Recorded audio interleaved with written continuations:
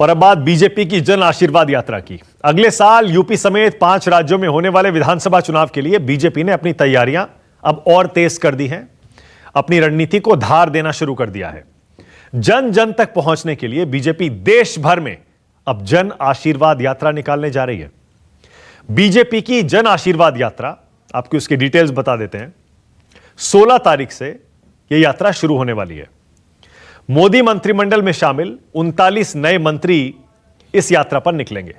16 तारीख से राज्य मंत्री शुरू करेंगे इस आशीर्वाद यात्रा को। 16, 17, 18 अगस्त को यह राज्य मंत्री आशीर्वाद यात्रा में शामिल होंगे और 19 अगस्त से कैबिनेट मंत्री अपनी आशीर्वाद यात्रा शुरू करेंगे। 19, 20 और 21 ये 3 दिन कैबिनेट मंत्री आशीर्वाद यात्रा निकालेंगे। उसके आगे 3 लोकसभा 4 जिलों में 3 दिन तक यह यात्रा निकाली जाएगी। चौथे दिन अपने लोकसभा क्षेत्र में यह मंत्री अपनी यात्रा लेकर जाएंगे। 142 दिनों तक यह जन आशीर्वाद यात्रा चलेगी। 19 राज्यों के 265 जिलों में यह यात्रा निकाली जाएगी और 212 लोकसभा सीटों को, 212 लोकसभा क्षेत्रों को कवर किया जाएगा और इसकी दूरी 19,567 किलोमीटर। कई प्रदेशों में से यह यात्रा 5 से 7 दिन तक निकल सकती है। केंद्र की जो योजनाएं हैं उनको लोगों तक पहुंचाना, उसके बारे में बताना, यह इस यात्रा का मकसद है। यूपी में बीजेपी की यह जन आशीर्वाद यात्रा 16 से 20 अगस्त तक चलेगी। यूपी से मोदी मंत्रिमंडल में शामिल नए मंत्री इस यात्रा की जिम्मेदारी संभालेंगे। अभी हाल ही में आपको याद होगा, मोदी मंत्रिमंडल में यूपी से 7 नए मंत्री बनाए गए हैं। तय कार्यक्रम के मुताबिक यूपी के करीब 35 लोकसभा क्षेत्रों में 120 से ज्यादा विधानसभा क्षेत्रों में से यह यात्रा गुजरेगी। इधर बीजेपी की जन आशीर्वाद यात्रा की काट के लिए यूपी में अखिलेश जन आक्रोश यात्रा निकालने जा रहे हैं, वो भी उसी तारीख से जिस दिन से बीजेपी की जन आशीर्वाद यात्रा शुरू हो रही है, यानी 16 अगस्त से। 16 अगस्त से ही अखिलेश यादव जन आक्रोश यात्रा शुरू करने जा रहे हैं। अखिलेश की यह जन आक्रोश यात्रा 31 अगस्त तक चलेगी। अखिलेश के इस यात्रा को 2 छोटे दल, जनवादी पार्टी सोशलिस्ट और महान दल का भी समर्थन है। समाजवादी पार्टी की जन आक्रोश यात्रा 16 अगस्त को बलिया से शुरू हो रही है और 31 अगस्त को अयोध्या में समाप्त हो रही है। इसके अलावा आम आदमी पार्टी भी मिशन यूपी में जुटी हुई है। आपके सांसद संजय सिंह के नेतृत्व में आज लखनऊ में एक तिरंगा यात्रा भी निकाली गई है। बहरहाल हर दल चुनावी मोड में आ गया है, इसीलिए राष्ट्र की बात में हमारा आज का सवाल, मोदी ने 22 राज्यों में क्यों उतारे अपने नए मंत्री और बीजेपी की जन आशीर्वाद को रोकेगा अखिलेश का जन आक्रोश। आज इसी पर बात होगी। मेरे साथ बीजेपी से अनिला सिंह आ गई हैं, कांग्रेस से सुरेंद्र राजपूत हैं, समाजवादी पार्टी से जूही सिंह आ गई हैं, सुदीन भदौरिया हैं बीएसपी से और वारिस पठान जुड़ रहे हैं एआईएमआईएम से। एआईएमआईएम भी इस बार यूपी के बहुत सारे विधानसभा क्षेत्रों में अपनी ताकत दिखाने, आजमाने के लिए उतर रही है। सुरेंद्र राजपूत मुस्कुरा रहे हैं, आप इसे शुरू कर रहा हूं। क्यों मुस्कुरा रहे हैं सुरेंद्र राजपूत? बीजेपी अपनी यात्रा निकाल रही है, सपा अपनी यात्रा निकाल रही है, आप मुस्कुरा रहे हैं। अरे आप अपनी यात्रा निकालिए, चुनाव आ रहा है। मानक भाई कहते थे कि जिसको बड़ा गुरूर है कि वो मजे में है, या तो वो फकीर है या नशे में है। मुझे हंसी इस बात पे नहीं आ रही, मुझे हंसी इस बात पे आ रही है कि ये नए नए नाम भारतीय जनता पार्टी जन आशीर्वाद यात्रा दे रही है। तो मुझे आज अभी ये मुजफ्फरनगर की घटना याद आ गई। एक इनके विधायक है उमेश जी, वो भी एक आशीर्वाद लेने गए थे गांव में, लठ चले हैं उनके ऊपर किसानों के। आपके सामने हम हिंसा का विरोध करते हैं, लेकिन ये जो जन आशीर्वाद लेने जा रहे हैं ना गांव गांव में, तो अब ये मैं तो बिल्कुल पूरी तरीके से सहमत हूं, इनको जन आशीर्वाद यात्रा निकालनी चाहिए और सारे गांव में जाना चाहिए। किसान इनका इंतजार कर रहा है आशीर्वाद देने के लिए, नौजवान जो बेरोजगार है वो इनका इंतजार कर रहा है आशीर्वाद अरे तो आप सुरेंद्र राजपूत, मेरा सवाल दूसरा था। मैं ये कह रहा हूं सपा निकाल रही है जन आक्रोश, बीजेपी निकाल रही है जन आशीर्वाद, आप ट्विटर खेल रहे हैं और टीवी डिबेट में कह रहे हैं कि लोग इनका इंतजार कर रहे हैं। अरे जमीन पर उतरिए ना आप भी, आप क्यों पीछे रह गए? आप लोग, मैं बड़े जिम्मेवारी से, आपने मानक भाई हमारी पार्टी का इतना ध्यान रखा, इसके लिए मैं आपका शुक्रगुजार हूं। और बहुत अच्छी बात नहीं, मुझे सचमुच ध्यान है, नहीं, मुझे सचमुच ख्याल है आपका। आप तंज कस सकते हैं मुझ पर, नहीं सुनिए, आप तंज कसिए, मुझे ख्याल है। मैं चाहता हूं कि कांग्रेस भी पूरी ताकत से उतरे, पता लगे कांग्रेस की जमीन क्या है। मैं चाहता हूं कि कड़ा मुकाबला हो, लोगों को सारे विकल्प मिलने चाहिए।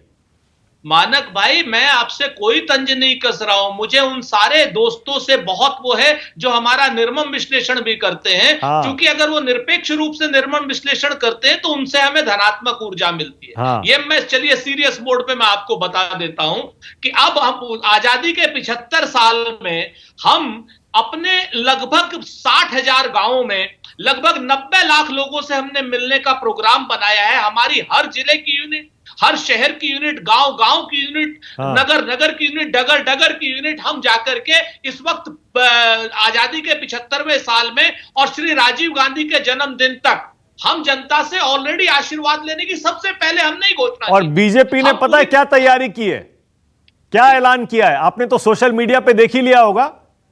विभाजन की यादें ताजा कराई जाएंगी, विभाजन की। अरे वो करें, हाँ बिल्कुल, क्योंकि अब इनके पास काम बताने के लिए कुछ नहीं है ना। ये दर्द को उभार करके ही तो वोट लेना चाहते हैं। ये हमेशा सामने, असल बात ये उस भिखारी की तरीके से है जो अपने घाव को कभी ठीक नहीं होने देता, वरना घाव ठीक हो जाएगा तो भीख मिलनी बंद हो जाएगी। अभिनेता लोग हैं आज की डेट में, वो भिखारी जो अपना दर्द नहीं ठीक होने देता, घाव नहीं ठीक होने देता, ये विभाजन। अच्छा अनिला जी, यहीं से शुरू करते हैं, चलिए अनिला जी यहीं से शुरू करते हैं, जन आशीर्वाद पे अभी आ रहा हूं। पहले यही बता दीजिए अनिला जी कि ये विभाजन की यादें क्यों ताजा करवा रहे हैं आप? क्यों विभाजन का वो दिवस मनाने और लोगों को उसके पुराने जख्मों को कुरेद कर उसे याद दिला रहे हैं? बिल्कुल मानक जी, मैं बिल्कुल इसका उत्तर दूंगी, पर उससे पहले मैं सुरेंद्र जी को बताना चाहूंगी कि अभी अभी भारतीय जनता पार्टी को इन्होंने कहा कि ये भिखारी लोग हैं। कोई बात नहीं, आपको लगता है कि अगर हम भीख मांगते हैं, लोगों के पास जाते हैं कि भाई हमें अपना आशीर्वाद दे दो, हमें दे दो अपना आशीर्वाद, भीख में दे दो ये आशीर्वाद, तो हमें बिल्कुल किसी भी प्रकार की लज्जा नहीं है। आप हमें भिखारी कहिए। हम चोरी तो नहीं करते, डकैती तो नहीं करते, लोगों की जेब में से पैसा खींचकर अपने अकाउंट्स में तो नहीं डालते, हमारे अध्यक्ष जो है बाहर बेल में तो नहीं घूमते। साहब, आप हमें पाठ पढ़ाने चले हैं, पहले अपने गिरेबान में झांकिए। और दूसरी बात ये है मानक जी, अगर विभाजन की हम बात करते हैं, वो जख्म तो ऐसा है वो कभी भर ही नहीं सकता है। किस प्रकार से अपनी राजनीति को और या अपनी महत्वाकांक्षाओं को पूरा करने के लिए कांग्रेस ने भारत का विभाजन करा दिया था, वो सबको पता है। नहीं पता है तो पता होना भी चाहिए। तो वो तो कभी भूलने वाली बात थी नहीं, कांग्रेस भूलकर बैठ गई थी, हम तो कभी भूले ही नहीं है। और बिल्कुल याद करके रखना चाहिए। और अभी जो प्रेजेंट जनरेशन है, फ्यूचर जनरेशन है, उनको पता होना चाहिए कि हमारे देश के विभाजन के कारण क्या रहे हैं।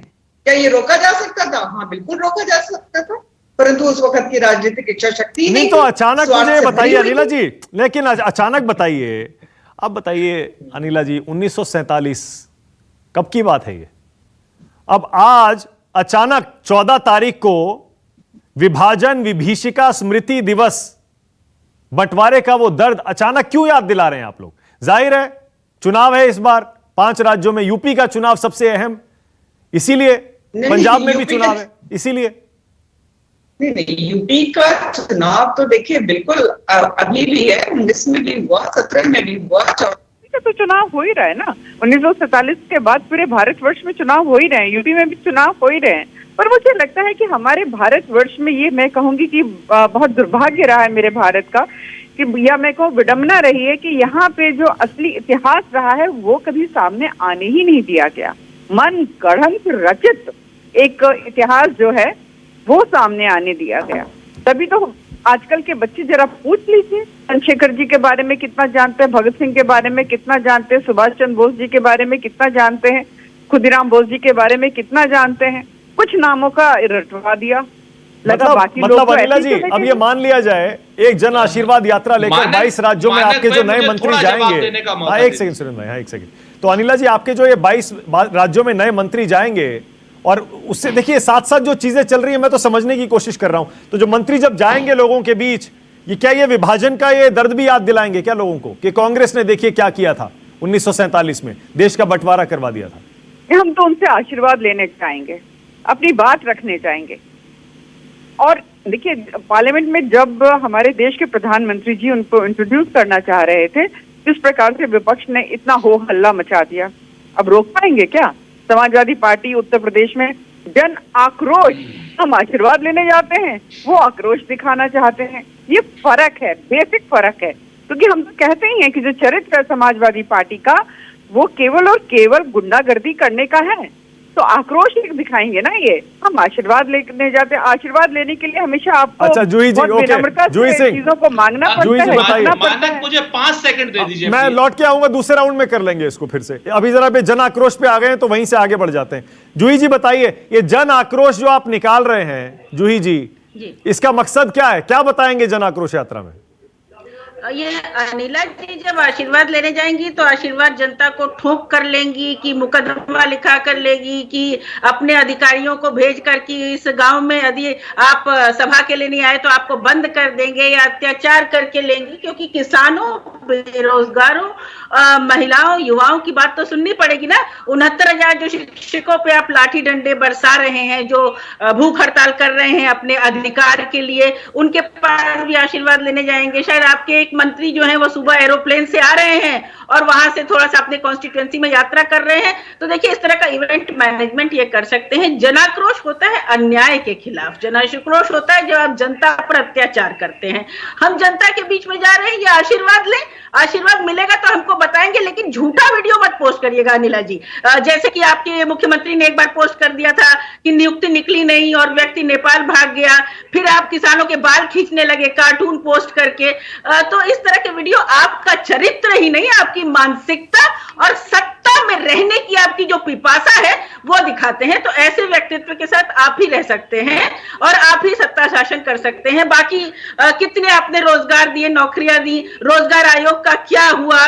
कोरोना काल में जब गांव में जाएंगे तो केवल मंच पे मत बैठिएगा, आपके जो नए नए नवनियुक्त मंत्री हैं जरा कहिएगा हर घर में भी हो लेंगे, जहां घर घर मौत हुई है, जहां घर घर लोग दौड़ते रहे हैं ऑक्सीजन के लिए, बेड के लिए, अस्पताल नहीं है। आदर्श गांव भी हो लीजिएगा और स्मार्ट सिटी में भी जरा घूम लीजिएगा, जहां पर क्योटो बन गया है बनारस, और लखनऊ में हम लोग चल नहीं पा रहे हैं। साथ ही ये भी बता दीजिएगा कि जो आपके अभी अभी योगी आदित्यनाथ के आदेश के अनुसार आपके विधायकों ने एक स्वास्थ्य, सामुदायिक स्वास्थ्य केंद्र शायद गोद लिया था, तो उसमें कितनी सुविधाएं आपने बढ़ाई हैं?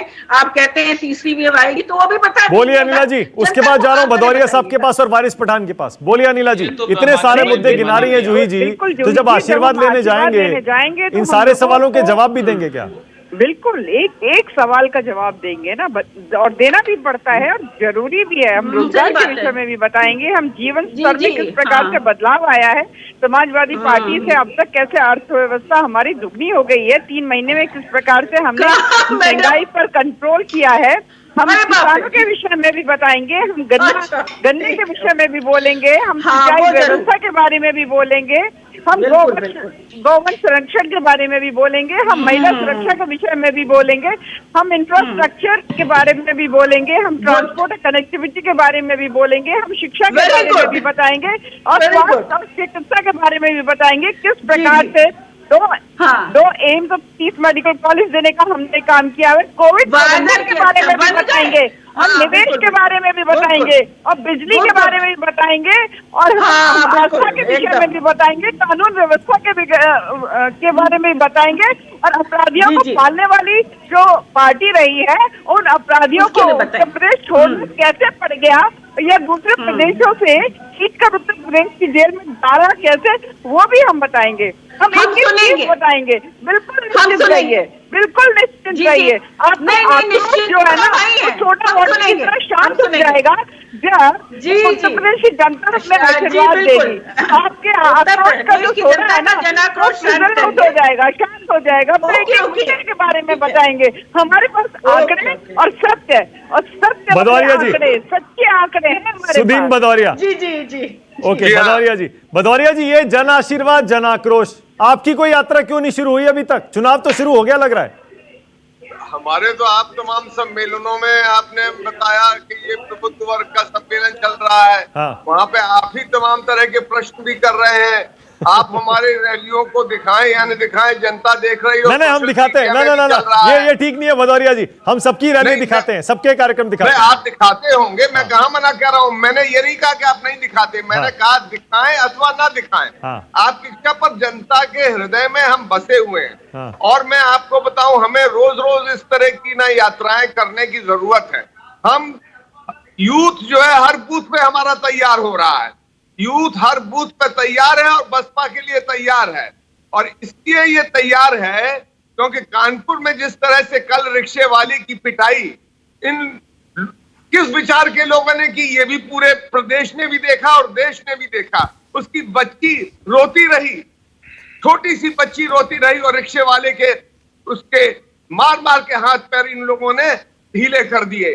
दूसरा ये भी आपने देखा जिस प्रकार से हाथरस कांड हुआ, उसके लिए कोई आक्रोश तो अब दलित समाज हो, शोषित समाज हो, वंचित हो, महिलाएं हो, इन सबके मन में इतना गुस्सा फूटा हुआ है कि वो आपको 2022 का जब चुनाव होगा दिखाई देगा।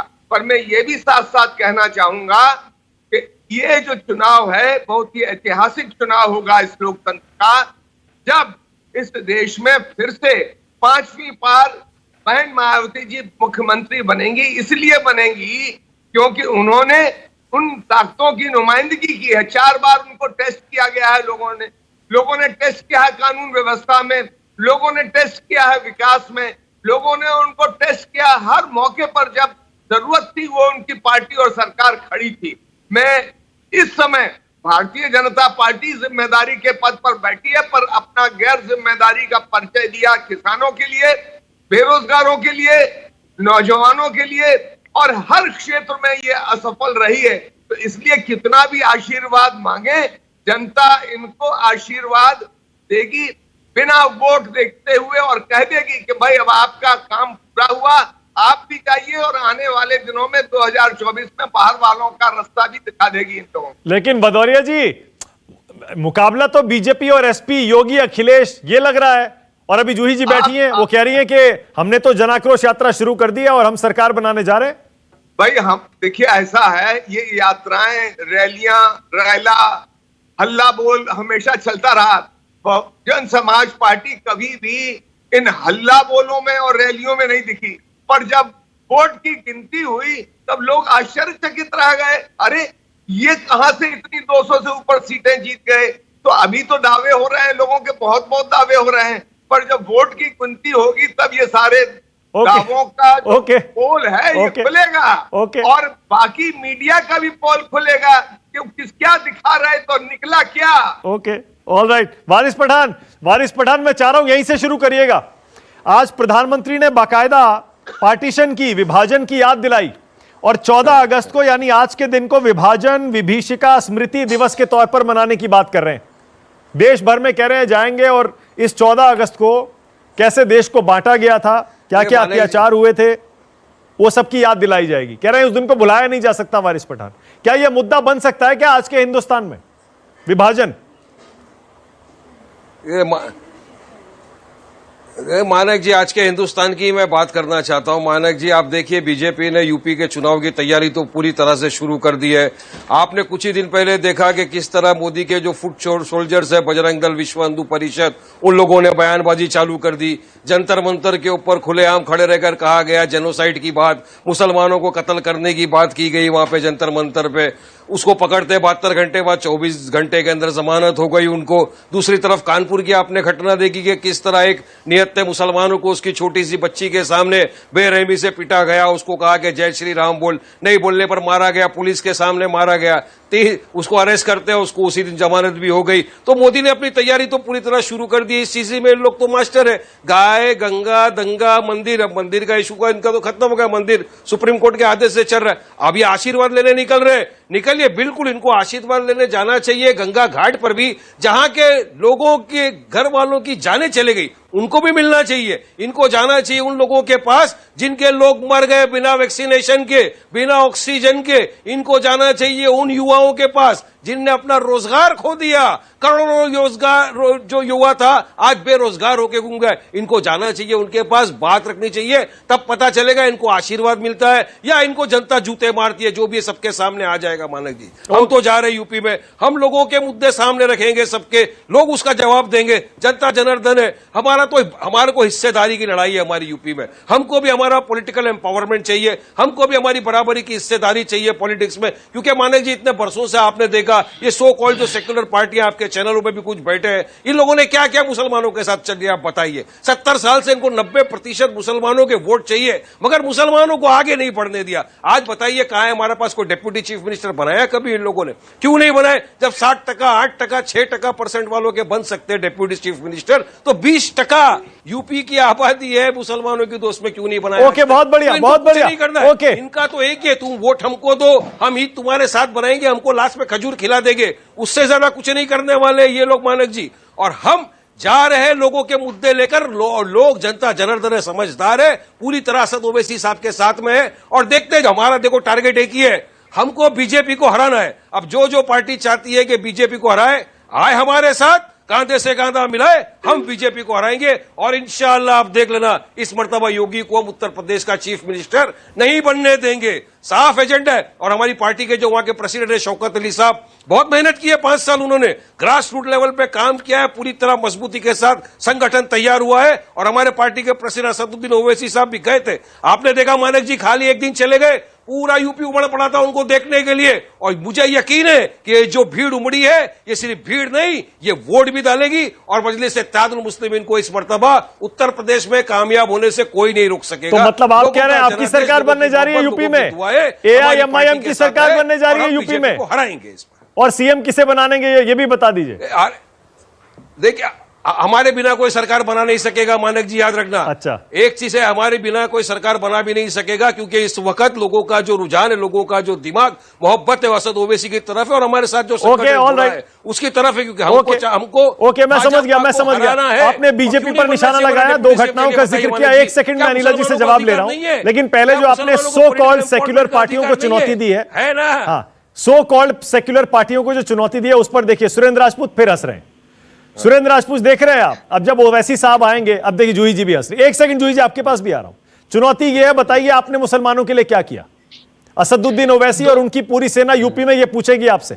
ये सारे सेक्युलर नहीं, सो कॉल्ड सेक्युलर दल हैं, मुसलमान कहां जाएगा फिर? जी नहीं, मैं बिल्कुल वारिस पठान साहब की बात का भी जवाब देता हूं, क्योंकि वारिस पठान साहब और भारतीय जनता पार्टी एक ही थैली के चट्टे बट्टे हैं। पहले तो मैं अनिला जी की बात का जवाब देता हूं, हमारी बड़ी बहन जैसी। नहीं, अनिला जी बाद में, पहले पठान साहब का जवाब दे दीजिए। अच्छा चलिए, आपको तो पठान साहब का जवाब चाहिए, टीआरपी बढ़नी है। नहीं, जवाब दे देते हैं। टीआरपी की बात नहीं है। कोई बड़ी देखिए, चाहे छोटी से छोटी पार्टी हो, दे देते हैं मानक भाई, क्यों परेशान? अच्छा चलिए, हाँ बोलिए, आप ही की बात से हम बोलिए।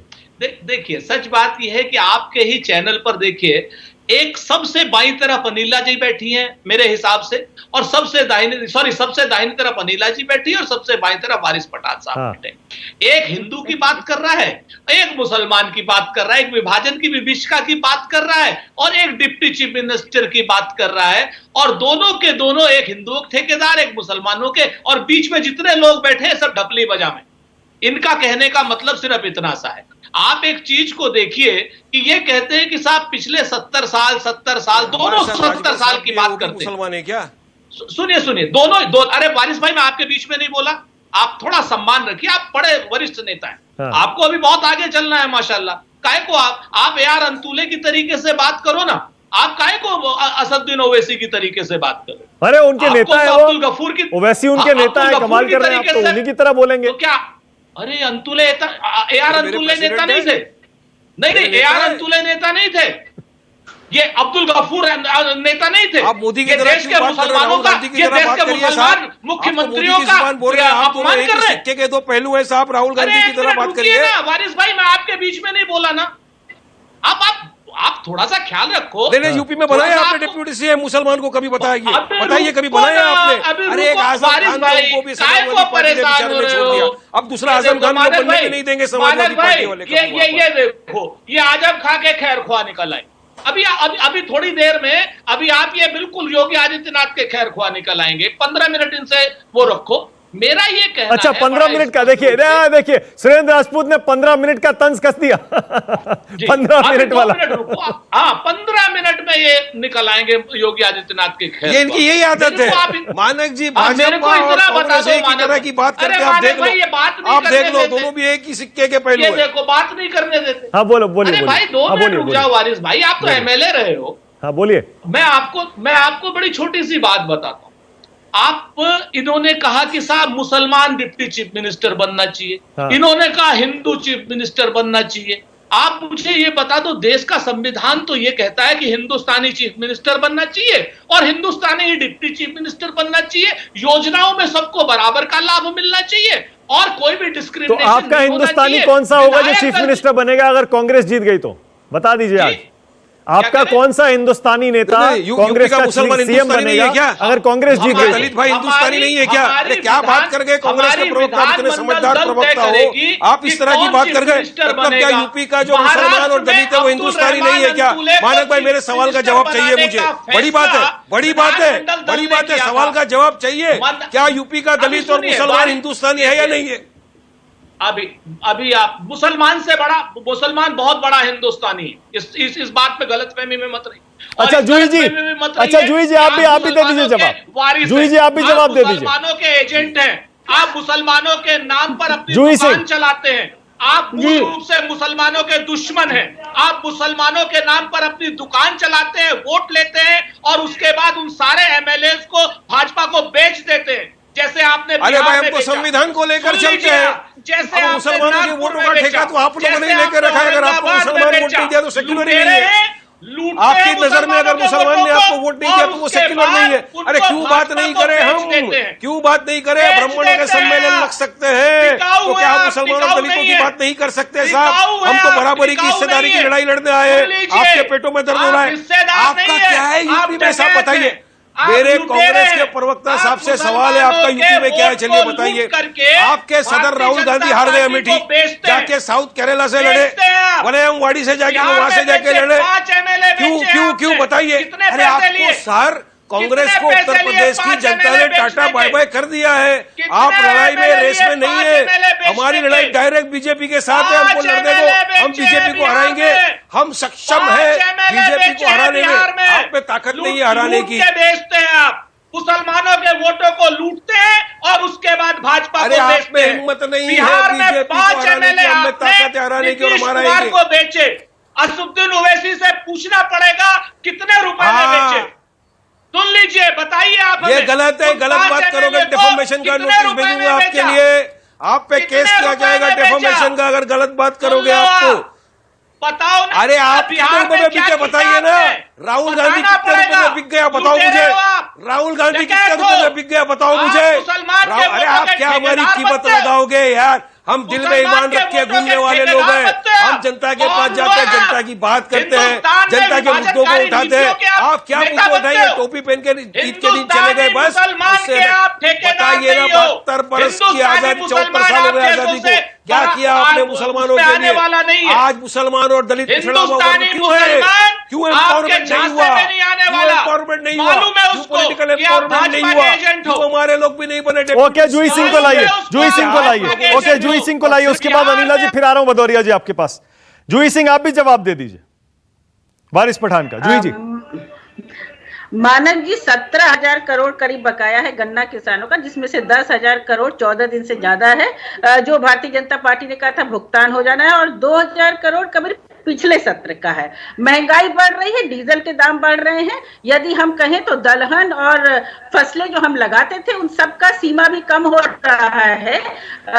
कम एरिया आ रहा है कल्टीवेशन में, लेकिन रोजगार कहाँ हो रहे हैं? ज्यादातर वो कृषि के क्षेत्र में हो रहे हैं, जिसका मतलब कि डेवलपमेंट नहीं हो रहा है। 2012 से 2017 तक हमने सरकार चलाई है। जिन प्रश्नों के लिए ये जा रहे हैं जनता के बीच में या आशीर्वाद लेने जा रहे हैं, एक नहीं, मैं वारिस पठान के सवाल का जवाब जान रहा था आपसे। वारिस पठान आपसे पूछ रहे हैं। देखिए मैं इतना बड़ा मंच है, इसका प्रयोग मैं अपनी बात करने के लिए कहूंगी। न्यूनतम समर्थन मूल्य नहीं मिल रहा है। सवाल कर लो सिंह जी से। मंडियों का जो खुद का एक आमदनी है वो 90% गिर गया। जूही बहन से मैं एक सवाल करूं मानक जी, में अगर आप इजाजत देंगे तो मैं एक सवाल करना चाहता हूं समाजवादी पार्टी की प्रवक्ता जूही जी से। समाजवादी पेंशन क्यों रोकी गई? बहुत बढ़िया, मैं समझ गया। देखिए ना, ये रणनीति है, ठीक है, ओके, ऑलराइट, मैं समझ गया, ना मैं समझ गया, बिल्कुल क्लियर है। देखिए दर्शक देख रहे हैं, एक मिनट, एक सेकंड, दर्शक सुन नहीं पाएगा। वारिस पठान, AIMIM की रणनीति बड़ी साफ है। समाजवादी पार्टी, बहुजन समाज पार्टी, कांग्रेस, बाकी दलों ने यूपी में मुसलमानों के लिए क्या किया, यह सवाल चीख चीख कर पूछेंगे। जूही जी कह रही हैं कि हम इसमें नहीं पड़ेंगे, हम विकास के मुद्दे पर सरकार से सवाल करेंगे। हम इस सवाल को, इस मुद्दे को अहम नहीं मानते। अनिला जी आप आ जाइए उन दो सवालों पर, उसके बाद आ रहा हूं भदौरिया जी। यादव ने वारिस पठान एक सेकंड, मैंने आपको बहुत टाइम दिया। देखिए अब रुक जाइए, एक मिनट रुक जाइए, एक सेकंड। एक आप ही का सवाल अब अनिला जी से पूछ रहा हूं, जो भदौरिया जी ने भी कहा। कानपुर में अनिला जी, एक मुस्लिम युवक की उसकी बेटी के सामने पिटाई हुई जय श्री राम के नाम पर, दूसरा विभाजन के मुद्दे पर। अनिला जी इन्हीं मुद्दों पर चुनाव लड़ेंगे क्या, हिंदू मुस्लिम? देखिए कानपुर में जो हुआ बिल्कुल दुर्भाग्यपूर्ण था। पुलिस एडमिनिस्ट्रेशन ने तुरंत एक्शन भी लिया। इस तरीके की घटनाएं नहीं होनी चाहिए और इस तरह की घटनाओं को बहुत ज्यादा हवा भी नहीं देनी चाहिए, क्योंकि भारतीय जनता पार्टी तो हमेशा कहती है कि सबका साथ सबका विकास, पर कुछ लोगों की साजिशें होती हैं, वो साजिशें हमें नाकाम करने भी अच्छी तरीके से आती हैं। पर जिस प्रकार से हवा नहीं देनी चाहिए, कैसी बात कह रही है अनिला जी? अगर इन मुद्दों को हम नहीं उठाएंगे कौन उठाएगा? और अगर हम ये मुद्दे नहीं उठाएंगे तो ऐसे लोगों की हिम्मत हर दिन बढ़ती जाएगी। अरे भाई मानक जी, मेरे मुंह से मीडिया नहीं निकला ना। मैं उन प्रवक्ताओं में से नहीं हूं कि जब चैनल पर आएंगे भी, डिबेट में पार्टिसिपेट भी करेंगे और फिर मीडिया को गालियां भी देंगे। मैं उन प्रवक्ताओं में से बिल्कुल नहीं हूं। मैं ये कह रही हूं, इस प्रकार की चीजों को बिल्कुल हवा नहीं देनी चाहिए, आगे नहीं बढ़ा देना चाहिए। जिसकी गलती है वही का वही उसको ट्रीट करके और समाप्त कर देना चाहिए। हिंदू मुसलमान भाई जो नागरिक है ना है, पर अगर कोई मुसलमानों का एडवोकेट बनकर उत्तर प्रदेश में ये कहेंगे कि हमारे टर्म्स पर राजनीति करो, हमारे टर्म्स पर वोट डालो, हमारे टर्म्स पर यहाँ पे डिप्टी CM बनाओ, तो साहब हैदराबाद के पुराने, मैं कहूंगी ओल्ड टाउन हैदराबाद की राजनीति करने वाले उत्तर प्रदेश को समझा क्या हुआ है भाई? ये यूपी है साहब, यहाँ नाटक ड्रामा नौटंकी नहीं चलने वाली है। जाके जितनी तकलीफ करनी है ना, जाकर करें वहां पे हैदराबाद में। पूरे देश की जनता को बता दिया उत्तर प्रदेश में क्या हो रहा है। ऑक्सीजन के बिना लोगों की जाने जा रही है, पेट्रोल डीजल के भाव आसमान छू रहे हैं, गंगा किनारे लाशें बह रही है, कुत्ते उन लाशों को नोच रहे हैं। ये तो उत्तर प्रदेश को समझ गया है पूरा देश। योगी के राज्य में क्या हो रहा है पूरा देश देख रहा है। कितना क्राइम बढ़ गया है, बेगुनाह बेकसूर मुसलमानों को जय श्री राम के नाम पर मारा जाता है, बच्चियों के सामने मारा जाता है। ये मर्दानगी नहीं है, अरे आप कंडेम करिए और ऐसे लोगों को सलाह पीछे डालिए। जब सुप्रीम कोर्ट बोलता है कि मॉबलिंग की कानून बनाओ, क्यों नहीं बनाते मोदी? क्योंकि उनको पता है उन्हीं के लोग हैं। इनको शय भी मानक जी मोदी की तरफ से ही मिलता है। इनको शय देने वाले भी मोदी है, जब भी तो इनकी हिम्मत बढ़ रही है ना। आज इतनी हिम्मत बढ़ गई कि बढ़ते जा रही है। ये लगाम घोड़े हो गई है, रेडिकलाइज्ड क्रिमिनल है, ये रेडिकलाइज्ड क्रिमिनल। याद रखना अनिला जी, ये देश की डेमोक्रेसी के लिए सही नहीं है। अरे मेरे 20%, अरे मुझे वोट दे दो, इसलिए यूपी की जनता वोट करेगी। वैसे तो समझा क्या हुआ है, टोपी लगा के तकरीर जो है ना वहाँ हैदराबाद में जब बात करते हैं आपके 350 MP में ताकत की जवाब देने की, यूपी की तरफ आपके 350 MP में ताकत की जवाब देने की, जब अकेला और सब दिन ओवैसी खड़े होके सबको जवाब देता है। हम लोग के पास जवाब नहीं है, तर्क है नहीं। आप बस सिर्फ गाय गंगा की राजनीति में मानते हो, हम विकास की राजनीति में मानते हैं, हम देश को आगे बढ़ाने की राजनीति में मानते हैं, हम संविधान को पालन करने की राजनीति में मानते हैं। आपकी तरह डेमोक्रेसी का रोज कत्ल नहीं करते। आप लोग रोज सुबह से शाम तक संविधान का कत्ल करते हो, डेमोक्रेसी का कत्ल करते हो। एक सेकंड, दर्शक समझ नहीं पाएगा। एक मिनट, एक साथ मत बोलिए, एक एक करके। अनिला जी आपने वो सवाल का जवाब नहीं दिया, भदौरिया जी भी वही कह रहे थे। चलिए, आपने कानपुर वाली घटना पर बोला, आपने कहा कि हमने एक्शन लिया और उस घटना को वहीं रोक दिया ताकि ये दोबारा किसी की हिम्मत ऐसी ना हो। इसी तरह की घटना दिल्ली में हुई, वहां भी भड़काऊ नारे लगाए गए। फिर आप विभाजन की बात कर रहे हैं। भदौरिया जी यही तो कह रहे हैं कि आप चाहते हैं हिंदू मुसलमान हो उत्तर प्रदेश में। अनिला जी, अरे हिंदू मुसलमान क्या हो, अगर आप मुसलमान है तो विक्टिम कार्ड प्ले करेंगे। हाँ, यहाँ पे 20% की आबादी वाले रिक्शा कार्ड प्ले करेंगे। भारत का देख ले तो चलो 15-16% है ये कौन सा तरीका हो गया? माइनॉरिटीज माइनॉरिटीज माइनॉरिटीज क्या मतलब है? ये मनमोहन सिंह साहब थे, ये कांग्रेस पार्टी थी। अरे हिस्सेदारी की लड़ाई है, हिस्सेदारी की लड़ाई है, हिस्सेदारी मांगना गुनाह है क्या? हाँ अच्छा भदौरिया जी, ना एक सेकंड भदौरिया जी, एक सेकंड, बहुत बढ़िया। अनिला जी ने क्या, एक सेकंड भदौरिया जी, सुदीन भदौरिया, 1 मिनट। भदौरिया जी, अनिला जी कह रही है छोटी मोटी घटना है, सब जगह कहीं भी हो सकती है, इसको इतना बड़ा क्यों बना रहे हैं आप? चुनाव की वजह से आप इसको हवा दे रहे हैं, जानबूझकर इसमें आग में घी डाल रहे हैं।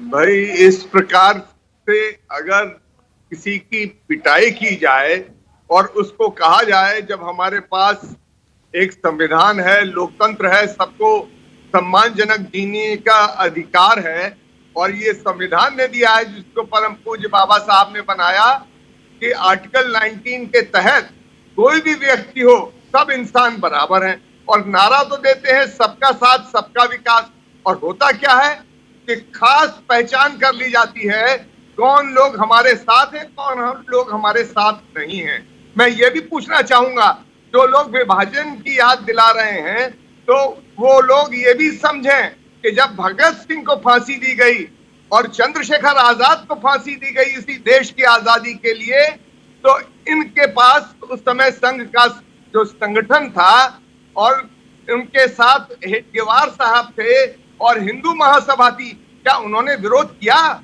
क्या उन लोगों ने कभी विरोध किया? उन लोगों का कोई एक अखबार, कोई एक पर्चा निकाल कर दिखा दे सन 1947 तक, जब इन्होंने भगत सिंह के नाम का फांसी का विरोध का पर्चा निकाला हो। देश आजाद हो गया, उसके बाद चाहे कोई बात करे। तो मैं ये कहना चाहता हूँ, ये देश हिंदू का भी है और मुसलमान का। और जहां तक बहुजन समाज पार्टी का प्रश्न है, बहन मायावती जी 4 बार मुख्यमंत्री बनी, हमारे मुख्यमंत्रित्व काल में न कोई मस्जिद ढाई गई, न हमारे मुख्यमंत्रित्व काल में कभी मेरठ और मलियाना हुआ, न हमारे मुख्यमंत्रित्व काल में कभी मुजफ्फरनगर कांड हुआ, न हमारे मुख्यमंत्रित्व काल में न नासिक और भिवंडी हुआ। हमें इस बात का फक्र और गौरव है, पर हम हिंदू और मुसलमान, दलित और सर्व समाज सबको लेकर चलते हैं। इसीलिए हमें विश्वास है कि उत्तर प्रदेश की जनता हमारे साथ खड़ी होगी। ओके, बहुत बढ़िया, बहुत बढ़िया। मैं इसी नोट पे खत्म कर रहा हूं, क्योंकि सुदीन भदौरिया ने बहुत अच्छी बात कही। सबका हिंदुस्तान है, संविधान है, उसी के हिसाब से देश चलना चाहिए। लेकिन हमारे पैनल में ही आप देख रहे हैं अलग अलग पार्टियों के प्रवक्ता हैं, वो जो नैरेटिव बनाने की कोशिश कर रहे हैं, उसी से आप अंदाजा लगा लीजिए इनकी चुनाव में रणनीति क्या होने वाली है, किन मुद्दों पर ये चुनाव, ये पार्टियां लड़ने वाली हैं। फैसला आपके हाथ में है। बहुत शुक्रिया आज राष्ट्र की बात में आने के लिए। अनिला जी, सुरेंद्र राजपूत, जूही सिंह, सुदीन भदौरिया, वारिस पठान, बहुत शुक्रिया। छोटा सा ब्रेक ले रहा हूं, खबरें जारी हैं। नमस्कार, मैं हूं मानक गुप्ता। अगर आपको हमारा ये वीडियो पसंद आया हो तो इसे लाइक और शेयर जरूर करें, और हां, हमें सब्सक्राइब और फॉलो करना ना भूलें, ताकि आप देश और दुनिया की कोई खबर मिस ना करें। तो जुड़े रहिए हमारे साथ और देखते रहिए न्यूज़ 24।